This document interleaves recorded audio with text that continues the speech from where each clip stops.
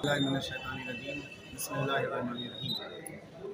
रसूल करीम प्रोफेट हज़रत मोहम्मद सल्लल्लाहु अलैहि वसल्लम की विलादत को, बर्थ को इस साल 1500 साल मुकम्मल हुए हैं। इसी सिलसिले में मोमिनीन बनारस की तरफ से, बनारस के लोगों की तरफ से एक अज़ीमुश्शान प्रोग्राम का इनेकाद जामिया मिल्लिया बनारस में हो रहा है। जैसा कि आपने देखा, 2 नशिस्तों में ये प्रोग्राम है। पहली नशिस्त सेमिनार की है। इस सेमिनार में अपने मुल्क, अपनी कंट्री से उलमा और प्रोफेसर और डॉक्टर वगैरह स्पीच देने आए थे और उन्होंने रसूल की सीरत पर, उनके किरदार पर, उनके अखलाक पर रोशनी डाली और बताया कि रसूल अकरम की ज़ात अमन व अमान की ज़ात थी, यूनिटी की ज़ात थी। वो चाहते थे कि सबके साथ मिल के रहें, कहीं भी कुछ ख़राबियाँ ना हो, समाज में, माशरे में, सोसाइटी में अच्छाइयाँ ही अच्छाइयाँ पाई जाएं। ये जश्न यहाँ पर इसलिए मुनक़िद किया गया ताकि तमाम लोगों तक ये पैगाम पहुँचाया जाए कि रसूल क्या चाहते थे, उनका किरदार कैसा था। वो सबको साथ लेके चलने वाले थे, वो सबको मानते थे। वो चाहते थे कि सब खुदा से अटैच रहें, दूर ना रहें।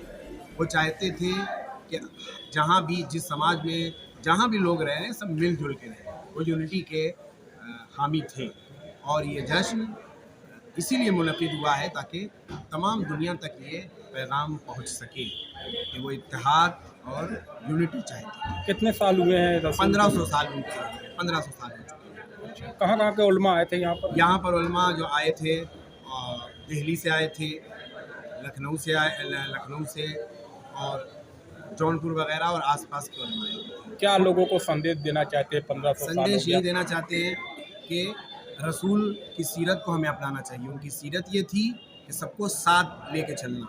वो अमन चाहते थे, यूनिटी चाहते थे, हमारा भी पैगाम, और उसके साथ साथ वो चाहते थे कि हमारा समाज, हमारा माशरा पढ़ा लिखा हो, इल्म चाहते थे, एजुकेशन चाहते थे। उनका यही संदेश था, हम भी यही चाहते हैं।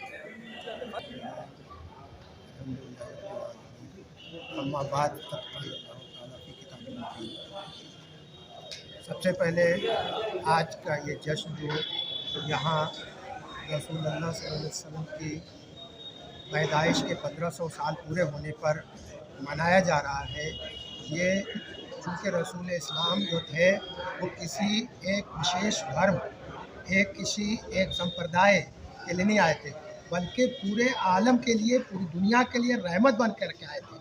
और उन्होंने सबसे पहले ह्यूमन राइट्स का जो वायलेशन करते थे लोग, उस वायलेशन को उन्होंने ख़त्म किया और अपने अखलाक के ज़रिए, अपने किरदार के ज़रिए से लोगों को ये पैगाम दिया, ये दर्स दिया, ये शिक्षा दी कि लोगों के अंदर वो एक दूसरे का साथ दें, एक दूसरे का उनका हुकूक न माने, बल्कि सबके हुकूक को हम पामाल न करें, बल्कि हमें सबकी उसको लेते हुए, यहाँ तक कि जो महिलाओं पर, जो औरतों पे पहले जुल्म ढाए जा रहे थे, उनके आने के बाद जो हुकूक औरतों को, ह्यूमन राइट्स, वोमेंस को जो राइट्स मिला, वो रसूल इस्लाम पहली शख्सियत थी इस दुनिया में। उन्होंने तमाम दुनिया को यह दर्स दिया कि औरत उसके ऊपर कभी जुल्म न ढाया जाए, औरत के हुकूक को पामाल न किया जाए, बल्कि हमें औरत को उसका दर्जा दिया जाए,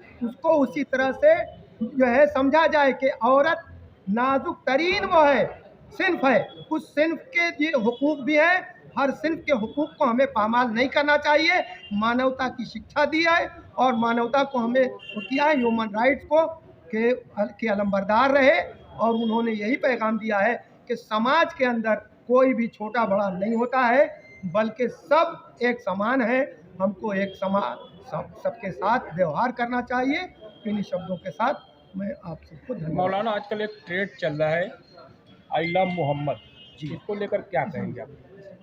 आई लव मोहम्मद का कोई मतलब नहीं है। हमारे दिलों में जब खुद हम उनको इतना चाहते हैं, उनके किरदार को अगर हम अपना लें, तो आई लव मोहम्मद ज़बान से सिर्फ कहने की ज़रूरत नहीं है, बल्कि हमें अपने किरदार के अंदर اس کو ان کے اخلاق کو اتار لینا ہے.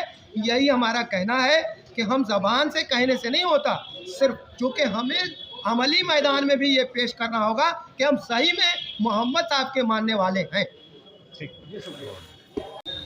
میں مناظر صاحب محمد اس جشن کا کنوینر. آج کس طرح کا آج پروگرام منایا جا رہا ہے؟ بنارس کے جامعہ امامیہ عربی کالج میں حضور کائنات محمد مصطفیٰ صلی اللہ علیہ وسلم کی 1500 سالہ جشن پر ایک بڑا جشن منعقد کیا گیا ہے. اس جشن میں پہلا کام صبح 10 بجے سے 2 بجے تک ہو رہا تھا، جس میں ہندوستان کے مشہور اور معروف علماء اور طلباء اپنے تقریر سے مومن کو فیض پہنچا رہے تھے. اس کے بعد دوسرا پروگرام ہمارا 5 بجے سے شروع ہوگا جو 11 بجے تک چلے گا. اس میں ہندوستان کے تمام شعراء کرام اور بنارس کے شعراء اپنے کلام سے حضور کائنات کی شان میں قصیدہ کہیں. یہ پورا پروگرام آج 1500 سالہ جشن پر منعقد کیا. لگ بھگ کتنے لوگوں کی اپستھتی یہاں پر تھی؟ اس وقت لگ بھگ 500 کی تھی اور رات میں لگ بھگ میرا آئیڈیا ہے کہ 1800 لوگ تھے.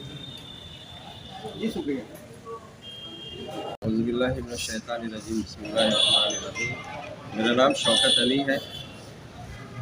آج 1500 سالہ جشن میلاد کے نام سے مدرسہ ایمانیہ منعقد ہوا ہے.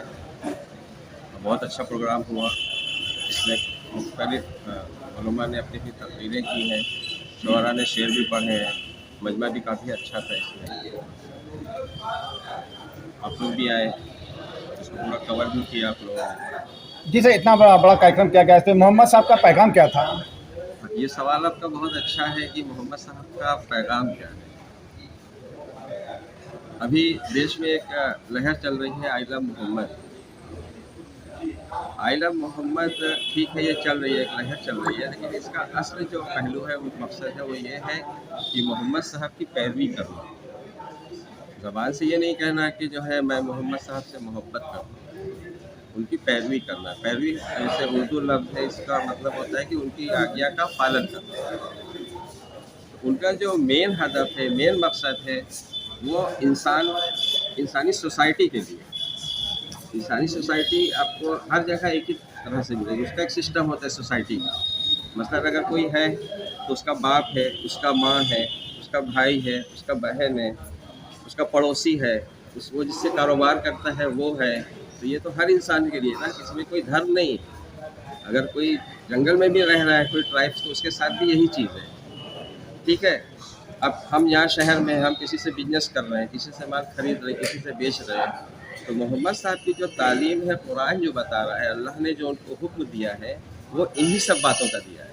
مثلا ایک بیٹا ہے تو بیٹے کے اوپر اس کی ذمہ داری کیا ہے؟ ماں باپ کے لیے کہ ماں باپ سے بات کریں تو نرم لہجے میں کریں، اونچی آواز میں بات نہ کریں، شانوں کو جھکائے رکھیں. تو یہ عربی میں جیسے کہ قرآن کے ٹرمس میں اس کو احسن عمل کہا گیا ہے.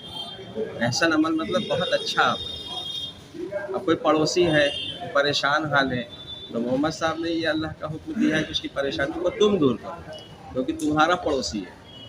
اگر کوئی دوسرے کا پڑوسی ہے تو اس کی ذمہ داری ہے. یہ دیکھیے ہر جگہ پرابلم خود بخود سالو ہو جائے گی. اگر آپ کے معاشرے میں کوئی یتیم ہے تو وہ یتیم بے سہارا ہے، تو سہارا بننا آپ کو اس کا سہارا بننا ہے، جو قریب ہے، جو آپ کے قریب ہے. یہ ایسے آپ سمجھ لیجیے کہ ہر انسان اپنی جگہ ایک سورج ہے. سورج کے ارد گرد پلانٹ ہوتے ہیں، اس کو ایک سولر سسٹم کہا جاتا ہے. آپ اپنی جگہ ایک سورج ہے، یہ اپنی جگہ ایک سورج ہے، یہ اپنی جگہ ایک سورج ہے. سورج کی روشنی اس کے قریب تر جو سب سے قریب پلانٹ ہوتا ہے، وہاں سورج کی روشنی گرمی زیادہ پہنچتی ہے. تو ہمارے قریب سب سے کون ہے؟ ہمارے ماں باپ ہیں، پھر ہمارے بھائی بہن ہیں، پھر ہمارے رشتہ دار ہیں، پھر ہمارے پڑوسی ہیں. تو ان سب کا جو خیال رکھنا ہے، ان کے ساتھ جو ہمیں عمل کرنا ہے، وہ ایسا کرنا ہے کہ وہ احسن ہو، سب سے بہترین ہو. جیسے کوئی بھوکا ہے، اس کو کھانے کا نہیں ہے، تو احسن عمل کیا ہے کہ اس کے کھانے کا ہمیں انتظام کرنا پڑے. قرآن میں آیت ہے جو جہنم میں جائیں گے لوگ تو ان سے پوچھا جائے گا، ابھی مولانا نے تقریر میں بھی کہا وہ بات، کہ تمہیں کیا چیز جہنم میں لے جائیں گے. وہ کہیں گے کہ ہم مسکین یتیم کو کھانا نہیں کھلاتے. یعنی کہ دوسروں کا خیال نہیں رکھتے. تو محمد صاحب کی جو تعلیم ہے وہ یہی ہے کہ آپ اپنے آس پاس کے لوگوں کا خیال کریں اور ان کے ساتھ اس طرح سے ویوہار کریں جیسے اللہ نے کہا ہے. یہ ایک سوسائٹی بنتی ہے. اب اس کو تصور کریے کہ یہ سوسائٹی بنے گی تو کیسی بنے گی؟ یتیم میں یہ نہیں ہے کہ مسلمان یتیم. یتیم کسی بھی دھرم کا ہو سکتا ہے. پریشان حال میرا پڑوسی کسی بھی دھرم کا ہو سکتا ہے. وہاں پہ دھرم نہیں لکھا ہے قرآن میں. محمد صاحب نے اس کا دھرم نہیں بتایا ہے کہ آپ کا پڑوسی اگر مسلمان ہے تو یہ کرنا ہے، ہندو ہے تو یہ کرنا ہے، عیسائی ہے تو یہ کرنا ہے. نہیں، وہاں صرف پڑوسی ہے. جو جہنم میں بھی جائے گا تو وہ یہی کہے گا کہ ہم مسکین اور یتیم کو کھانا نہیں کھلاتے تھے. وہاں پہ یہ نہیں کہا ہے کہ مسلمان مسکین اور یتیم کو کھانا نہیں کھلاتے. جی شکریہ. اس بات کو سمجھنا بہت ضروری ہے.